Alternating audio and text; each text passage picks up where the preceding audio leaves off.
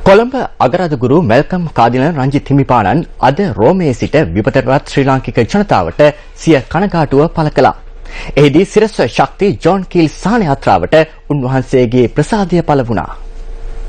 පසුගිය දවස් කිහිපය තුළ ශ්‍රී ලංකාවේ සිදුවී ඇති මහා ජලගැල්ම සහ නොයෙකුත් විපත් තත්ත්වයන් පිළිබඳව අසන්නට ලැබී මම ඉතා කනගාටුවටපත් වුණා. මා දැනට විදේශගතව සිටිනවා සුදෝත්තම පාප වහන්සේගේ විශේෂ ආරාධනයක් පරිදි මේ අවස්ථාවේදී ශ්‍රී ලංකා වාසී ඒ සියලුම දෙනා වෙත ආධාර කරන ලෙස සියලු දෙනාගෙන්ම මා ඉල්ලා සිටිනවා. විශේෂයෙන්ම සිරස මාධ්‍ය ජාලය සහ පෞද්ගලික සමාගම් කීපයක් එකතුව සංවිධානය කර ඇති සහන ව්‍යාපාරයට අපගේ සම්පූර්ණ සහයෝගය ලබා දිය යුතු බව මා සඳහන් කරන්න කැමැති. මේ සඳහා ශ්‍රී ලංකා වාසී සියලුම ජන කොටස් එකතු වී උදව් කරන ලෙස ඒ වගේම කතෝලික ජනතාවටත් ඒ සඳහා හැකි පමණින් උදව් කරන ලෙස මා විශේෂයෙන් ඉල්ලන්නට කැමැතියි.